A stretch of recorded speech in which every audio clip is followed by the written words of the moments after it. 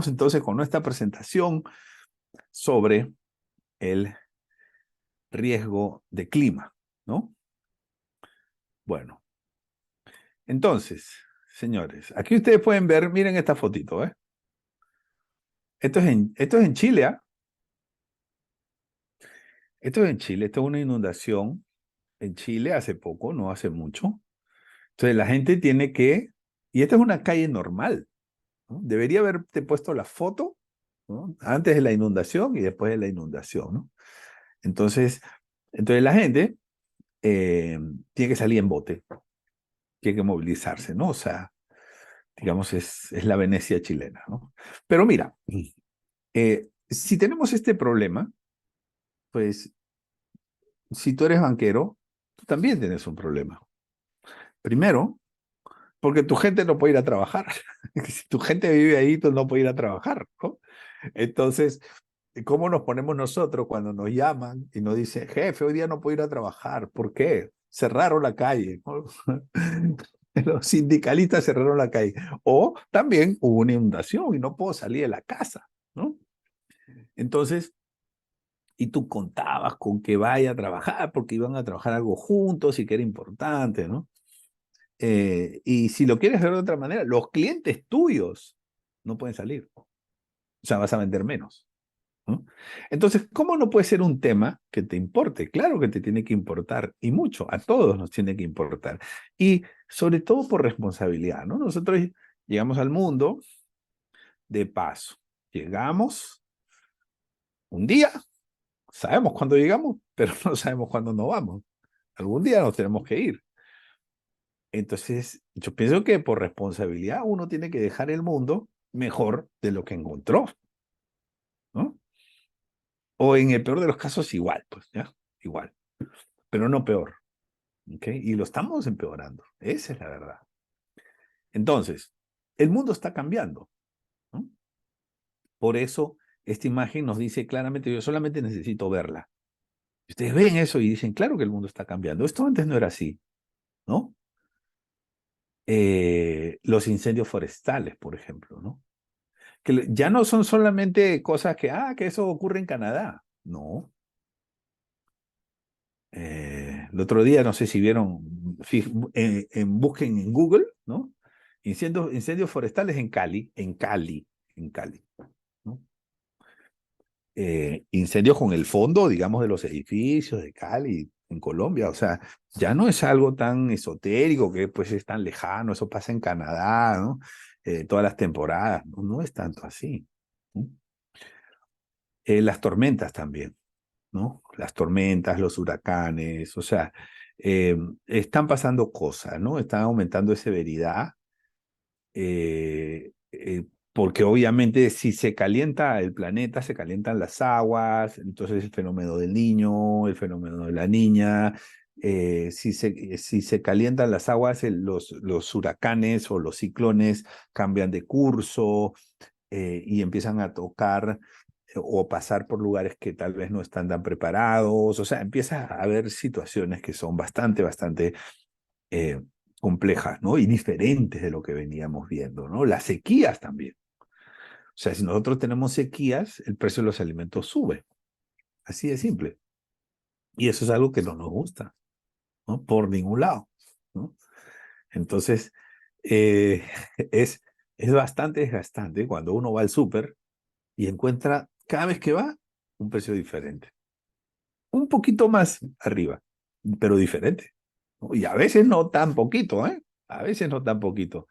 Entonces, esta, digamos, vamos a decir, esta reconfiguración climática que se está dando como una consecuencia del calentamiento del planeta, nos afecta también a nosotros, porque nos reconfigura todo, nos reconfigura los productos que recibimos, los servicios que tomamos, el lugar donde vivimos, o sea, todo. ¿Ok? Bien. Entonces, eh, imagínense que cuánto nos reconfigura que el canal de Panamá, que está en uno de los países donde más llueve en el mundo, tiene problemas, digamos, para abastecerse de agua, ¿no? O sea, y es un canal que se planifica, ¿no? Pero, o sea, que el mundo ha cambiado, ¿no? Y todo eso nos afecta a nosotros, todo, todo, todo. Entonces, en la gestión de riesgo climático hay tres grandes tendencias, ¿no? O sea, cuando los grandes pensadores en el mundo se juntaron para conversar, para plantear el problema y para ver qué podían hacer, encontraron que podían atacar el problema desde tres ángulos, ¿no? Y ahí surgen tres tendencias importantes. La primera es a través de los estándares internacionales. ¿Ok?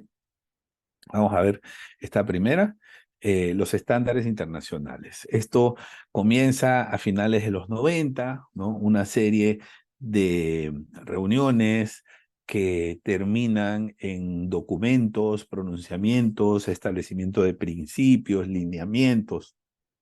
Son estándares. De todos esos, el de color rojo, el de Task Force, ese de color rojo, es el que yo recomiendo, ¿no? Porque ese es el, tal vez, de todos, el que está más conciso, está más cercano a lo que nosotros necesitamos y además tiene mucho que ver con el sector financiero porque este nace del Financial Stability Board, ¿no? De ahí nace. Entonces, por lo tanto, ese documento tiene muchísima validez con el Comité Basilea y si tiene credibilidad con el Comité Basilea, por lo tanto, el Comité Basilea es como el jefe de todos nuestros jefes, ¿no? Porque el Comité Basilea es el jefe de todos los reguladores, en el buen sentido de la palabra, y los reguladores son los jefes de todas las entidades, porque tú al regulador no le puedes decir que no, el regulador te dice, esto lo tienes que hacer así y lo tienes que hacer así, ¿no? Entonces le discute al regulador. Entonces, con mayor razón para hacerle caso a este documento. Es bastante conciso, además tiene 11 principios, ¿no? Entonces, claro, eso puede ser materia de un bancafor especial, pero digamos, hay bibliografía, ¿no? Hay tendencias, ya se están materializando y eso, digamos, y por lo menos hay material que nosotros podemos estudiar, ¿ok? Por un lado, los estándares internacionales, o sea, recomendaciones. Todos estos documentos son no vinculantes. En segundo lugar, la segunda gran tendencia es la de normativas locales, ¿no? Entonces, los países ya están sacando sus propias normativas. Atención, ¿no? En el 2012, México sacó la Ley General de Cambio Climático, ¿no? En el año 2012, después la reformó en el 2016, si la memoria no me falla, y la volvió a reformar en el 2018, ¿no? Entonces, pero bueno, creo que fue el primer país latinoamericano que sacó una norma sobre este tema, ¿no? Entonces, les recomiendo este documento. Si alguien lo requiere, yo lo tengo. Muy interesante para poder entender los conceptos y entender la lógica legal. Colombia sacó en el 2018 un documento que también es ley, ojo, es ley, la ley 1931, que se denomina Directrices para la Gestión del Cambio Climático, ¿no? Entonces, aquí aparecen definiciones, buenas prácticas, o sea, es un buen documento, es muy interesante, pero ojo, lo que quiero decirles es que ya es vinculante en Colombia, o sea, en México es vinculante, en Colombia es vinculante, ¿no? Y recientemente, bueno, el año pasado, en Chile, salió la ley 21455, que es la ley marco del cambio climático, ¿no? Eh, entonces, ya en algunos países tenemos normas vinculantes, ¿no? Si alguno de ustedes conoce algún otro país donde hay una ley, ¿no?, sobre cambio climático, por favor me indica el nombre del país en el chat para estar atentos y para tenerlo en cuenta en nuestro radar. Bueno, y la tercera tendencia, ¿no? Entonces, la primera son los estándares internacionales, son no vinculantes. La segunda es las normativas locales, ¿no? Normativas, leyes locales, eh, que sí son vinculantes, son obligatorias, porque son leyes. territorialmente son obligatorias. Y la tercera son las regulaciones al sector financiero. Entonces estos grandes pensadores cuando se reunieron dijeron, oye, pero es que todo pasa por el sector financiero, ¿no? ¿Qué pasaría? Y mira este razonamiento, ¿no? ¿Qué pasaría si los que contaminan el planeta no pudieran abrir cuentas bancarias, no podrían hacer negocios, por lo tanto no podrían contaminar el planeta, ¿no? ¿Te das cuenta?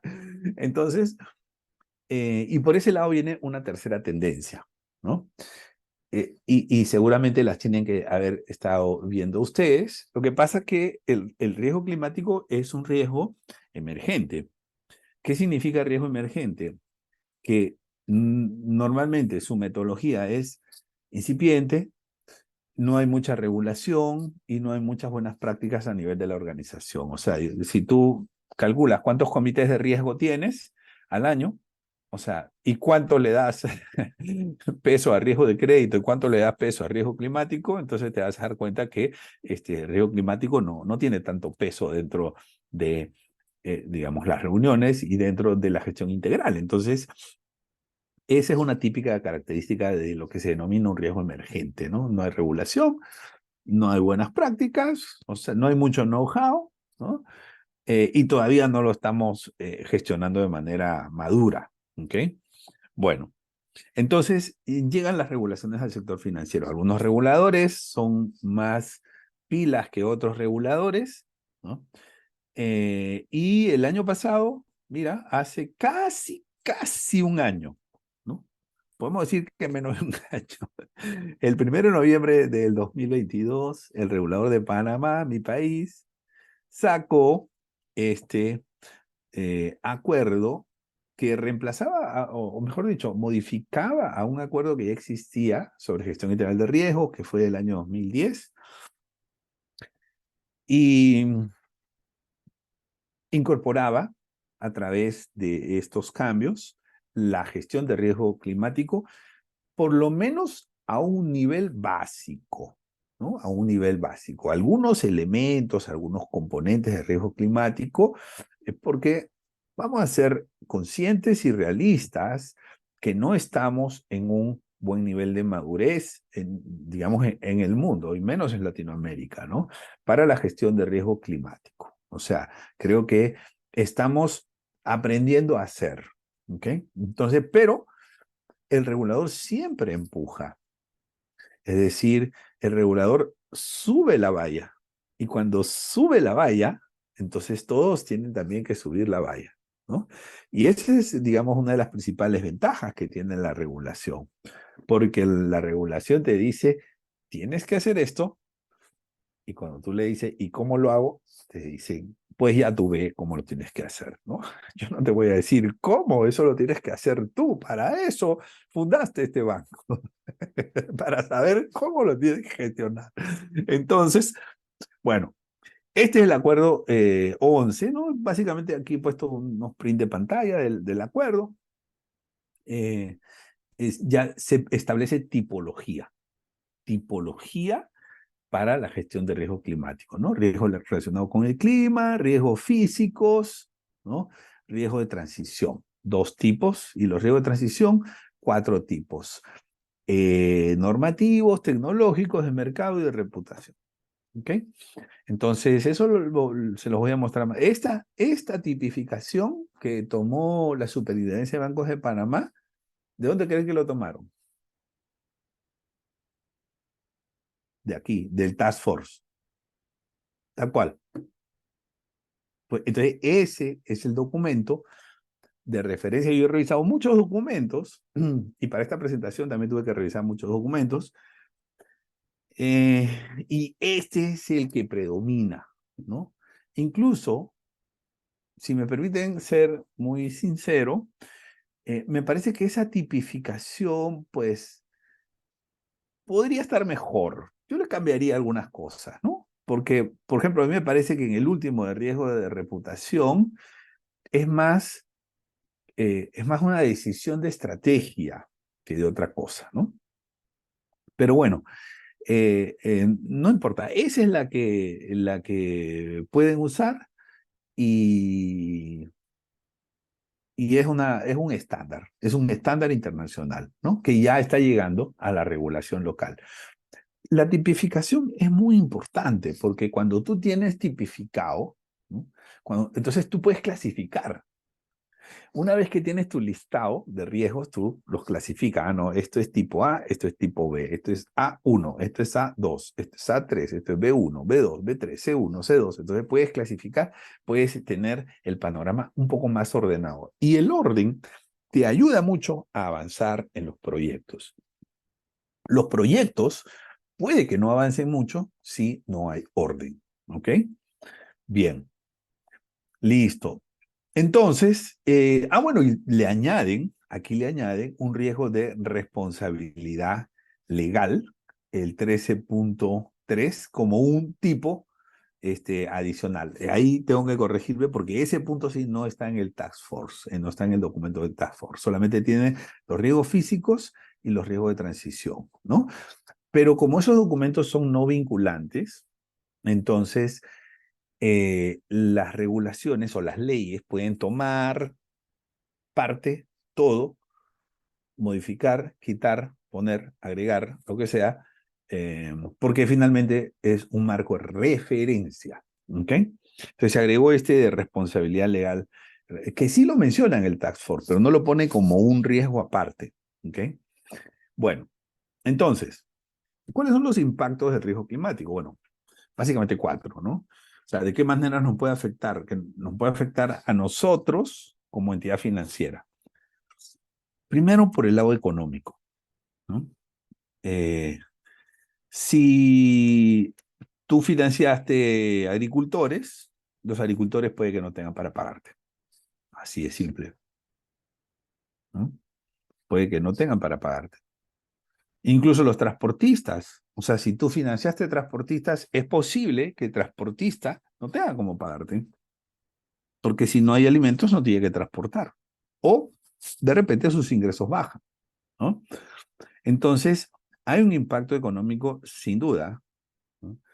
Eh, si, si hay un terremoto o si hay un huracán, como esos huracanes que pasaron hace 5 años en Puerto Rico, ¿no? María y Olga, parece que fueran dos amigas, ¿no? María y Olga, pasaron por Puerto Rico y a muchas zonas en Puerto Rico se quedaron como 6 meses sin energía, ¿no? Entonces, si no hay energía, ¿qué pasa? El precio de la energía sube, los costos suben, hay inflación, pero además muchos no pueden producir. O sea, los que hacen helados caseros en su casa no pueden hacer helados porque no tienen energía, ¿no? Muchos de la fuerza laboral informal no puede trabajar porque no tiene energía, ni pueden cargar sus celulares. O sea, entonces hay un impacto a la economía, ¿ok? Producto de que suceden todas estas situaciones eh, cuasi catastróficas. Segundo, un impacto en la reputación, ¿no? ¿Por qué? Porque como este tema está cobrando cada vez más importante, es mayor el número de personas que valora los esfuerzos que hace una organización por gestionar el riesgo climático. O sea, hoy en día eso está valorado. Y hay evidencias de que se ha valorado, ¿no? O sea, un bono verde tiene una prima más baja que un bono corporativo normal, por el mismo emisor. Entonces, evidentemente hay digamos, una valoración por parte del mercado y por sentido común, ¿no? Tú habla con otras personas, ¿no? Pregúntale, sobre todo personas del espectro más joven, y te vas a dar cuenta que valoran estos temas. La responsabilidad climática la valoran mucho. Entonces, eh, hay un daño a la reputación si no se, digamos, si se dejan pasar estas oportunidades de gestionar el riesgo climático. Hay un impacto legal porque pueden haber multas, sanciones, ¿no? Demandas por irresponsabilidad climática, daños a la sociedad. De hecho, hay algunos casos ya de demandas de estos tipos ¿no? A empresas petroleras. Hay algunos casos ya en donde se ha dado la demanda. Y si se da la demanda, pues se gana o se pierda, se va a perder. Si gana o se pierde con el fallo, se va a perder. ¿Por qué? Porque el desgaste, los abogados, digamos, el impacto comercial, o sea, en un litigio las empresas pierden. Y finalmente está el impacto ambiental. O sea, si nosotros no gestionamos el riesgo climático, estamos dejando que el ecosistema donde nosotros vivimos, donde viven nuestros clientes, donde viven nuestros hijos, donde vivirán nuestros nietos, empeore, ¿no? Entonces, hay una responsabilidad social intrínseca ante el riesgo climático. ¿Ok? Muy bien. Entonces, la tipología, según el Task Force, son dos tipos de riesgos climáticos: los riesgos físicos y los riesgos de transición, ¿no? Riesgos físicos y riesgos de transición. Vamos a hablar de los riesgos físicos. Entonces se refiere, fíjate que aquí se trata un poco de ordenar, ¿no? Esa es básicamente la idea. Entonces, los riesgos físicos se refieren a, primero, los agudos y segundo, los crónicos. O sea, agudos son aquellos eventos catastróficos que pueden aparecer inesperadamente o que pueden aparecer en una magnitud no esperada, eh, producto de que se está dando toda esta transformación del planeta, ¿no? Y se refiere a ciclones, huracanes, inundaciones, incendios, por ejemplo, ¿no? O sea, son situaciones que pasan de un momento a otro, pero que son consecuencia de que el planeta se calentó y algo sucedió que desencadenó en alguno de estos eventos catastróficos. Y por otro lado tenemos los, los crónicos, los riesgos físicos crónicos, ¿no? O sea, estos no son puntuales, así, no son latigazos que llegan de un momento a otro, sino que, pero son cosas que, digamos, se pueden medir, ¿no? Por ejemplo, el mayor nivel del mar, ¿no? O menor nivel del mar también podría ser, ¿no? La acidificación de los océanos o las alteraciones en las lluvias, más lluvia, menos lluvia, ¿no? O que llueve donde no llovía antes y está dejando de llover donde sí tenía que llover, o sea, ese tipo de alteraciones, ¿no? Entonces, esos son los riesgos físicos. Y también tenemos el segundo tipo, que son los riesgos de transición, que a su vez tiene 4 subtipos, ¿no? Los riesgos normativos, ¿no? O sea, los que tienen que ver con normas, y vamos a explicar la diferencia entre los riesgos físicos y los riesgos de transición. Los riesgos físicos son riesgos que tienen que ver directamente con el cambio de la naturaleza, mientras que los riesgos de transición son riesgos que tienen que ver con lo que nosotros podemos hacer, ¿no? Entonces, son riesgos en donde nosotros como personas o como organizaciones tenemos un poco más de control, ¿ok? Bien, entonces, y eso tiene que ver con riesgos normativos, ¿no? De que no salen normas, y si no salen normas, la sociedad sigue, digamos, siendo poco responsable con el cuidado del clima, o salen normas y algunos no las cumplen, ¿no? Por ejemplo, ¿no? O cumplen, digamos, con algunos artificios. Entonces, esos son los que tienen que ver con normativas, ¿no? Porque las normas o no existen o existen, pero no se cumplen. Pero en general dejamos de hacer esfuerzos para cubrir, coberturar o mitigar los riesgos climáticos en cuanto a lo que tiene que ver con normativas. Los segundos son los tecnológicos, ¿no? Entonces, la tecnología cambia. Entonces, los riesgos tecnológicos tienen que ver con lo que nosotros podemos hacer desde el punto de vista de la tecnología para reducir el impacto climático. ¿Cómo reducimos el impacto climático? Eso básicamente tiene que ver con las eh, emisiones denominadas de invernadero, o sea, las emisiones de dióxido de carbono, ¿no? Entonces, uno se pregunta por la tecnología, qué tipo de tecnología se está usando, está contribuyendo o no está contribuyendo, porque no necesariamente la tecnología más barata es la que más contribuye con la gestión de riesgo climático. Están, digamos, los riesgos que tienen que ver con el mercado, porque las preferencias de las personas pueden cambiar la demanda, o puede cambiar la oferta de productos, ¿no? De hecho, como les decía, si hay sequía y no se cosechan tomates, el precio del tomate sube, o el precio del arroz, o el precio de los granos sube. Entonces son precios de mercado. ¿Ok? Bien. Y en el último punto tiene que ver con la reputación. El hecho que a las empresas no les importe gestionar su reputación y que por lo tanto dejen pasar las oportunidades de gestionar riesgos climáticos porque esta parte en los riesgos de transición están a su alcance, dejen pasar esas oportunidades porque no les ha interesado la gestión de los riesgos de reputación o no lo valoran tanto como debería ser. ¿Ok? Muy bien. Listo. Entonces, luego tenemos la identificación de los riesgos climáticos, ¿no? Entonces, la tipología está clara y ahora tenemos que saber qué riesgos tenemos nosotros en nuestra organización, ¿no? Bueno, esta división sí no es del Task Force, esta sí es mía. La he hecho yo, ¿no? De un invento mío, señores, una creación mía. Entonces, estas son tres, yo le he puesto tres, ¿no? Entonces, tú vas a identificar tu riesgo. Primero, los que asumes operacionalmente, ¿no? O sea, operacionalmente nosotros llegamos a la oficina y ¿qué hacemos? Prendemos la luz, prendemos la computadora. ¿Qué está pasando? Estás consumiendo energía. Si estás consumiendo energía, la pregunta es, ¿estás consumiendo energía renovable o no renovable? Es decir, ¿te estás alimentando de energía buena o energía no tan buena? ¿No? Porque claro, si tú en la oficina tú tienes luz solar, ¿no?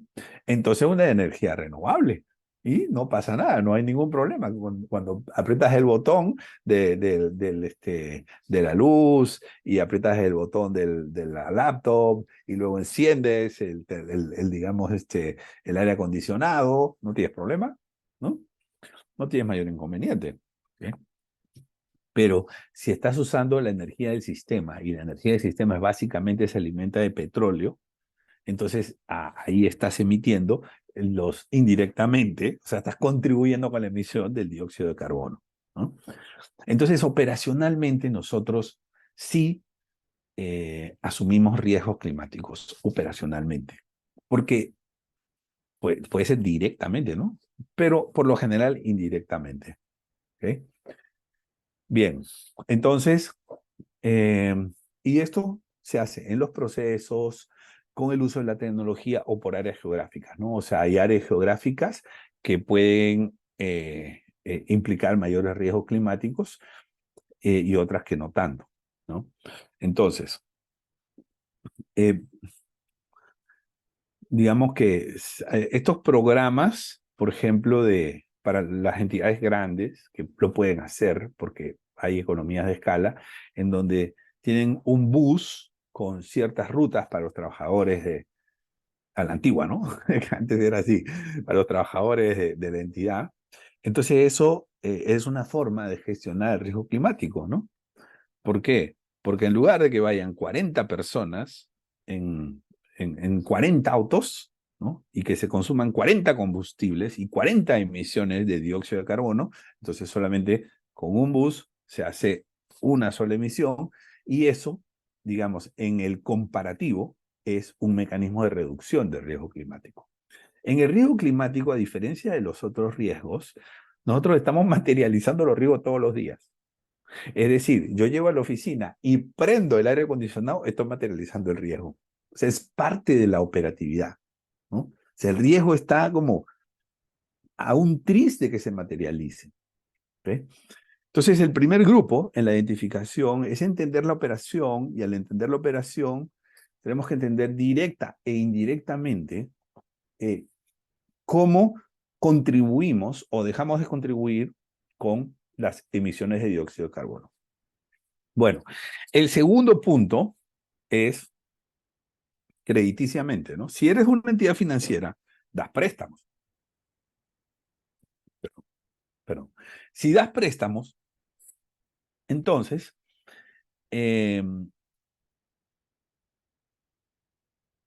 estás contribuyendo indirectamente con el riesgo climático si le das préstamo a un irresponsable que emite muchísimo dióxido de carbono. Porque estás contribuyendo con su negocio, ¿no? Y mientras más grande sea el negocio de él, mayor va a ser el consumo del dióxido de carbono, la emisión del dióxido de carbono.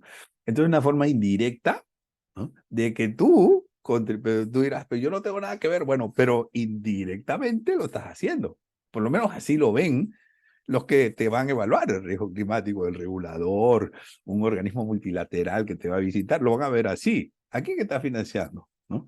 No, yo financio paneles solares y financio motos eléctricas. Uy, te van a abrazar, te van a besar, ¿no?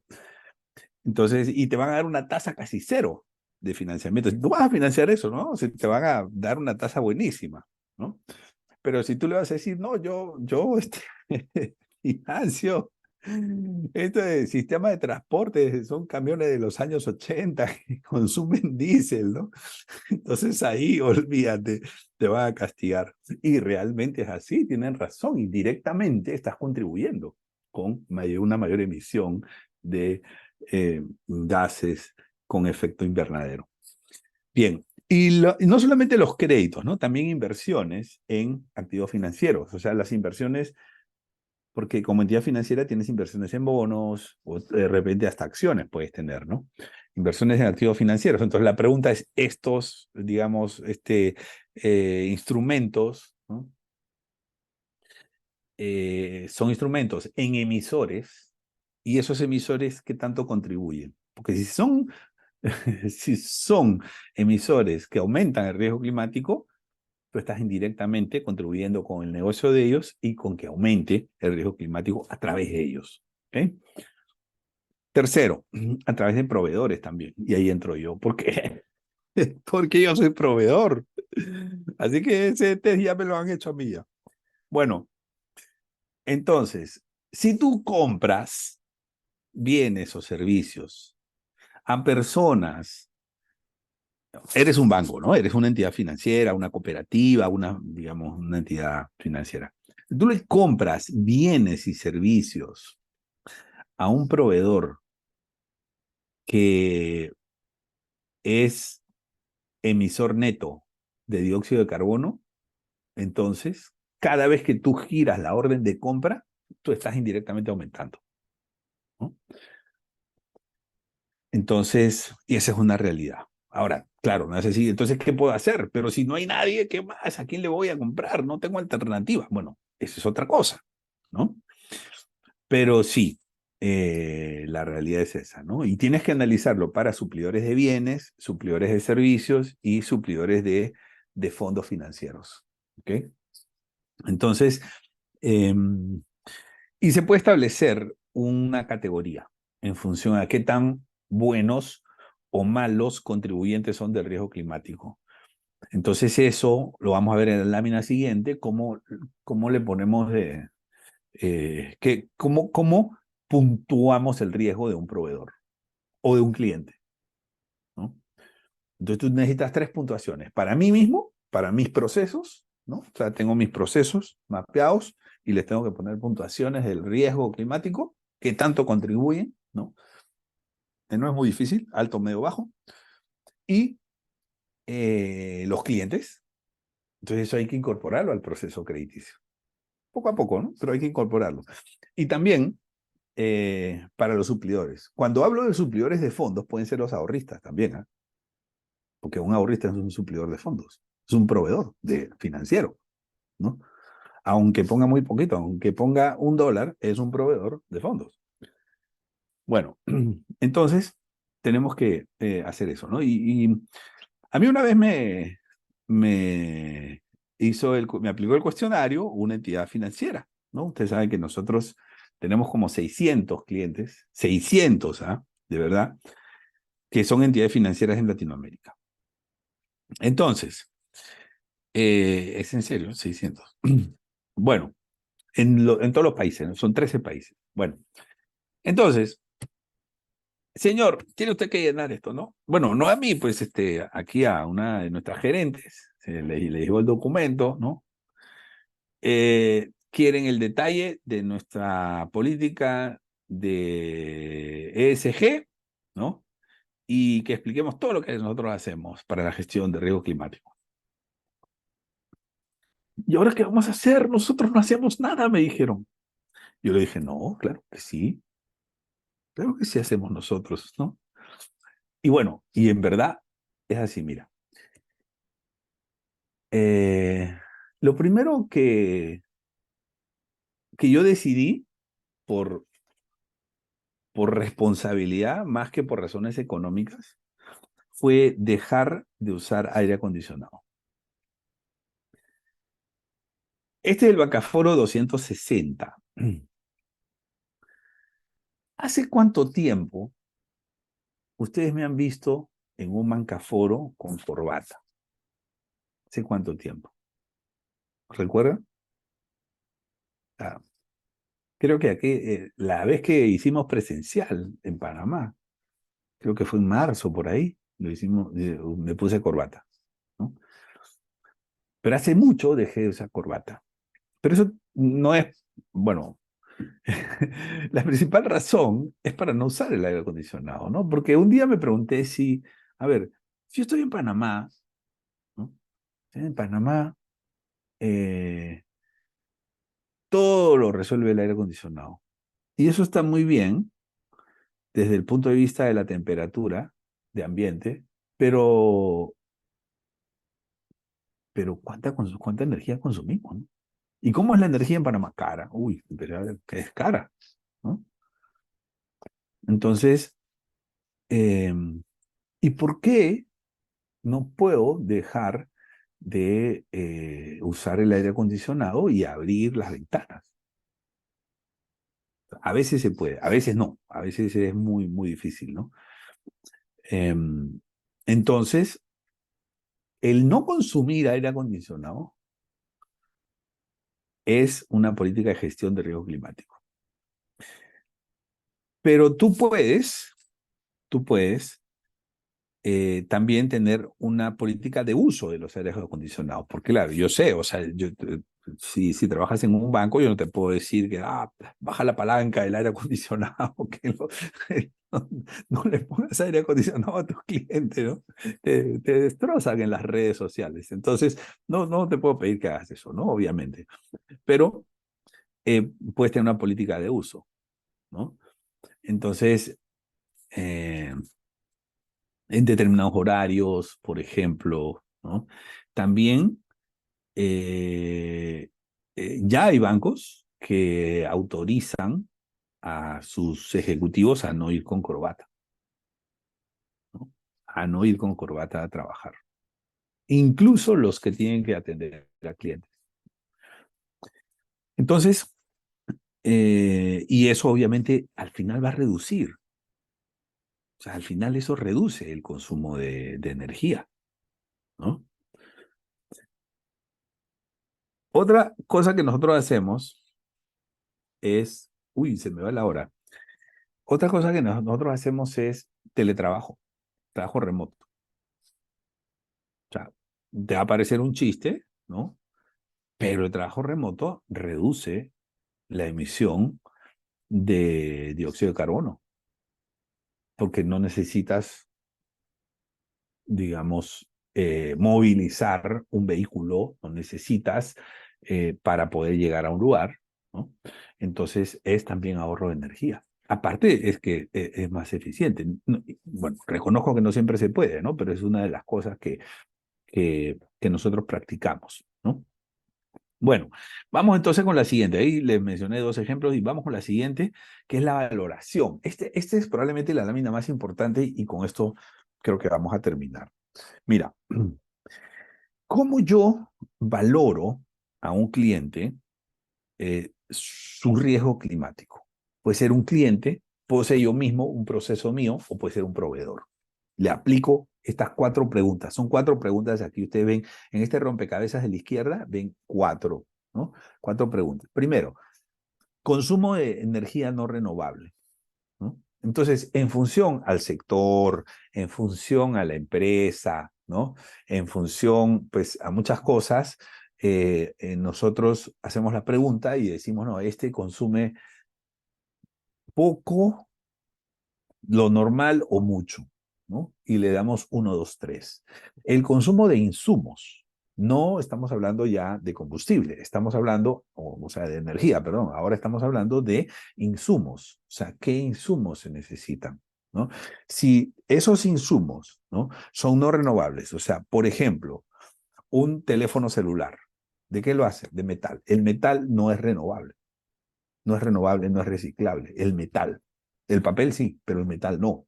Entonces, ¿qué insumos utiliza? Ahí nos preguntamos por los insumos y le ponemos una calificación 1, 2, 3, alto, medio, bajo.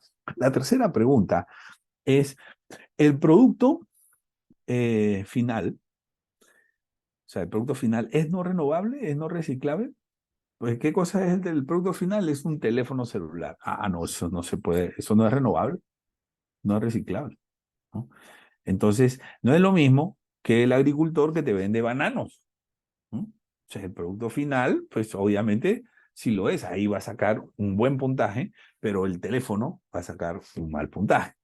Entonces, eh, le pongo una puntuación al producto final del cliente, ¿ok? O si es parte de mis procesos, a mi producto. O del producto del proveedor. Y tercero, si cuentan con políticas y prácticas ESG, ¿no? De, eh, de socioambiental y de gobernanza. Políticas son normas que están escritas, ¿no? De alto rango. Y prácticas son cosas que no necesariamente están escritas, pero que se hacen, que están implementadas. ¿Ok? Entonces, según esto, se le ponen los niveles de riesgo y tenemos hasta 4 categorías, puede ser 3 también, 3, 4 categorías, ¿no? Y entonces, con eso vas a tú, después de que has hecho todo lo anterior, ¿no? Y que has puesto, has segmentado y has tipificado y todo eso, entonces después ya puedes decir, bueno, aquí tengo este riesgo en los proveedores, este nivel de riesgo en los clientes, este nivel de riesgo interno, y luego empiezas a ver cómo lo puedes mejorar. ¿Ok? Bien. Entonces, finalmente, ¿cuáles son los retos y qué recomendaciones yo les puedo dar? Número 1, gobernanza. O sea, hay que llevar el mensaje arriba, arriba, arriba, arriba, arriba, a decirles, señores, esta es la realidad, el mundo está cambiando, y además, los grupos de interés importantes están valorando muy bien a las empresas responsables. Queremos subirnos a este coche. Si el consejo de administración o la junta directiva no cree en eso, entonces nos quedamos aquí. Y aquí terminó el juego, ¿no? Game over. Porque si no vamos a tener el apoyo de ellos, lo demás no sirve, no funciona. Segundo, nos vamos a bueno, una vez que tenemos la venia, tenemos la bendición de la junta directiva, nos vamos a identificar los riesgos. Mi recomendación, esto no es riesgo operacional, donde hay 5.000 riesgos. No, no, no. O sea, aquí, en identificación de riesgos, piensen en 10, 20, ¿no? Ya, después, poco a poco, se puede ir aumentando la complejidad, pero mi recomendación es piensen en pocos riesgos, ¿ok? Porque van a saltar, si es así, si piensan en poco riesgo, van a saltar los más importantes, ¿no? Entonces vas a poder tú priorizar. Valorar los riesgos. Ya hemos visto ese cuestionario. 4 preguntas sencillas, ¿cómo podemos valorar los riesgos? El diseño de indicadores, ¿no? Es decir, qué porcentaje es rojo en este otro segmento, qué porcentaje es rojo, y así sucesivamente. El establecimiento del apetito, ¿no? Es decir, el consejo o la junta directiva tiene que decirnos hasta qué porcentaje máximo estaría dispuesto a tener en cada uno de los niveles o en cada uno de los grupos. ¿Ok? Bueno. Y luego, la mitigación de riesgos, ¿no? Entonces, la mitigación de riesgos por ejemplo, poner límites en algunas carteras crediticias de segmentos que no están comprometidos con la gestión de riesgo climático o que tienen un riesgo inherente muy alto y no lo están gestionando, ¿no? Establecer políticas, hacer capacitaciones internas, capacitaciones externas también es importante porque los proveedores y los clientes son parte del negocio, ayudarlos, ¿no? Enviarles el mensaje. Entonces, todo eso es parte de la mitigación, ¿no? Y muy, muy importante la divulgación de todo lo que nosotros hacemos, ¿no? Lo que hacemos periódicamente. Hay bancos que, por ejemplo, el BBVA saca un informe que es como una memoria anual, ¿no? Sobre gestión de riesgo climático, ¿no? Entonces, y eso ayuda a hacer lo que los bancos tienen que hacer. ¿Qué cosa es? Reforzar la confianza. No de sus clientes depositantes, ¿no? De todos sus grupos de interés. La divulgación ayuda a reforzar la confianza. Y la confianza es el principal ingrediente de los negocios, en particular en la intermediación financiera. Señoras y señores, muchas gracias.